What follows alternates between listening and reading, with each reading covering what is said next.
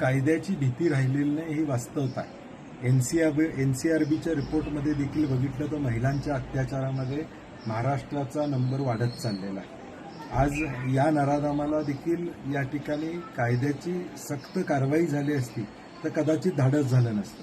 पूर्वी देखील या नराधमानं काही गोष्टी या ठिकाणी केलेल्या आहेत. आज हे धाडस वाढतंय का तर कायदा आणि सुव्यवस्थेचा भीती राहिलेली नाही. मी काही केलं तर चालतंय, जर खराच सुटू शकतो तर मी सुटू शकतो, ही भावना जे या नराधमाच्या मनामध्ये या ठिकाणी निर्माण झालेली आहे आणि म्हणून कडक कारवाई झाली पाहिजे अशी काँग्रेस पक्षाची या ठिकाणी भूमिका आहे. गृह खात्यानं सजगपणे किंवा लक्ष देऊन यामध्ये त्यांना योग्य ती शिक्षा होणं गरजेचं आहे आणि असं करण्याचं धाडस होता कामा नये. अशा पद्धतीची शिक्षा या नराधमांना झाली पाहिजे अशी आमची अपेक्षा.